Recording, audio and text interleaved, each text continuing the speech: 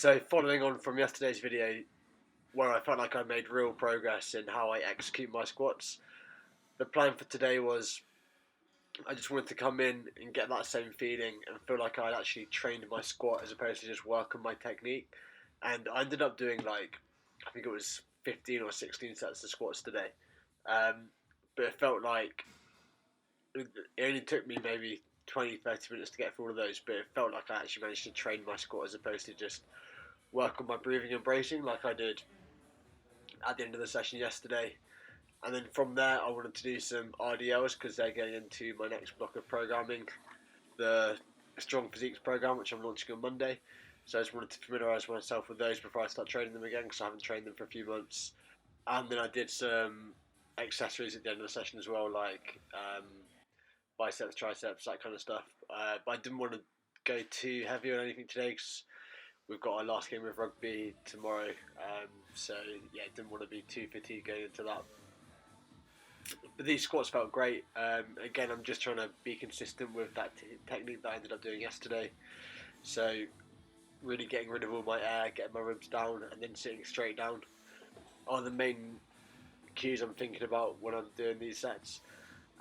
Particularly just getting my ribs down, to be honest, and then pushing my knees forward, getting onto my midfoot, and letting my foot pronate a little bit, which is demonised quite a lot in strength and conditioning, but pronation is completely normal, which is think of your foot rolling inwards when you squat. That's how you get onto your midfoot, and lets you get your knees further forward and use your glutes and quads how you should. So yeah, I ended up doing 16 sets, but these sets mainly felt like I was just working on my positioning. So I wasn't really taking much rest between these. I didn't feel like I needed it. So here I've gone up to 100. I think I was doing sets of 10 on this. And then I dropped the reps down and started to build the weight up. Again, going into this next training block, I wanted to get a rough idea of where my 1 rep max would be with this technique instead of the chest up, knees out technique that I've been using more beforehand.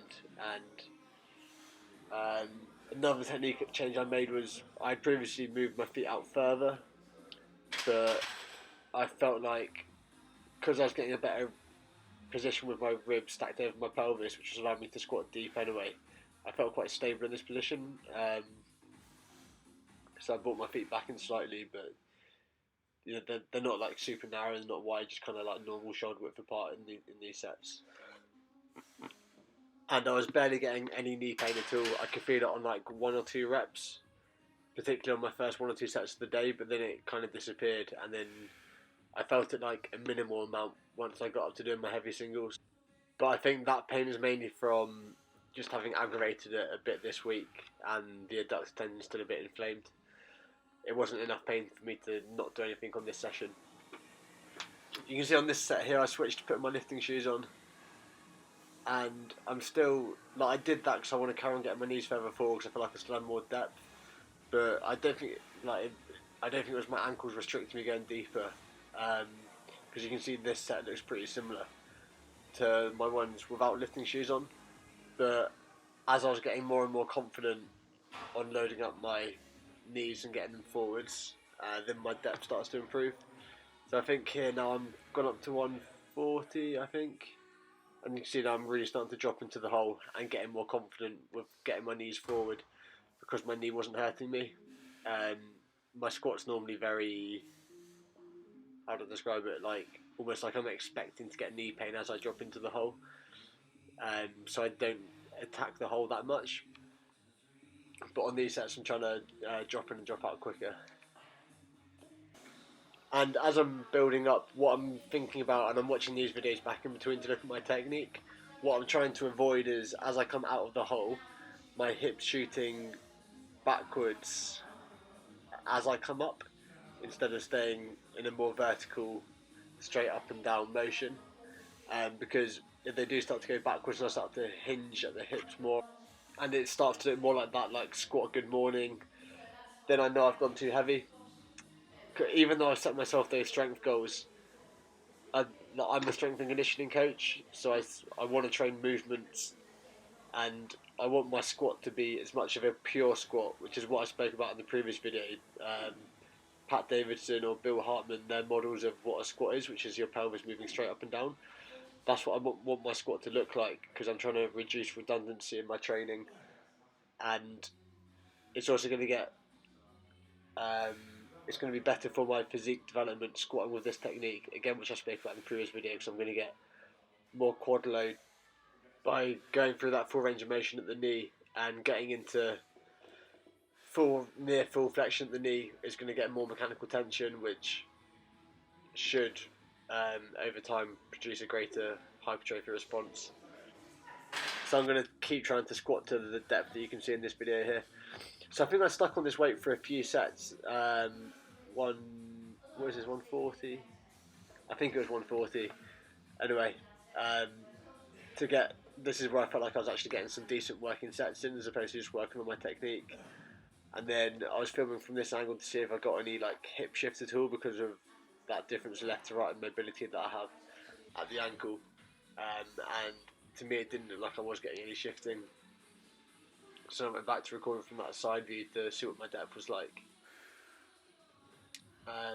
Yes, I think this is my last set of 3 reps before I then start to do singles. And I worked up to 150 today and did 3 singles on that. And that was probably like an RPE 8 or 9 maybe. It's hard to say because I was being so careful with my technique. But I'm going to put my training max at about 160 to start with for this next cycle. So this is my first single on 150 here.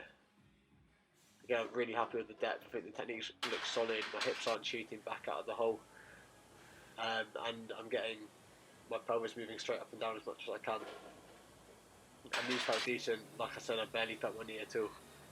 So I was really, really happy with how squats went today. And then from next week on this Strong Physiques program, I'm going to be having 3 squat variations in my program. So 1 normal high bar like I did today, 1 pause squat, and then 1 split squat I think I've programmed. But I'm finishing off 10 weeks of programming tonight, so that'll be up. If you are interested, the link to the Train Heroic app will be below this video and on my Instagram if you're interested in signing up. So then I moved on to my slingshot bench press. I just did 4 sets of 5 and 120 today. Built up to 130 last week on slingshot. But I've been thinking a lot about progressive overload, and I actually spoke about this on a podcast with one of my friends. Like, progressive overload doesn't mean you have to train harder and harder in terms of effort every single week, because adaptation does take time. So I'm trying to be more patient, not train as close to failure, and hopefully train more consistently for longer without having to deload as much, or without my sessions dragging on for ages.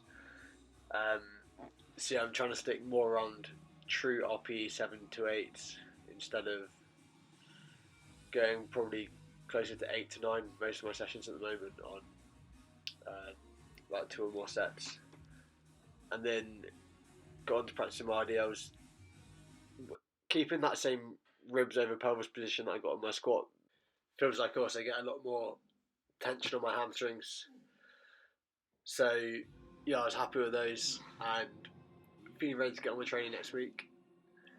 And the one other thing I played around with today when I was doing my accessory work at the end was some direct core training for my anterior trunk, because from that posture that I've been lifting in for a long time, with my chest up and my lower back arched more, I thought my lower back's got really, really strong, and I've probably become lengthened and weaker through my anterior trunk. So I'm going to try and do some anterior trunk every single session, so 4 times per week, just to help me cement that posture that I want to get into to make my lifting feel better. So yeah, good end to the training week.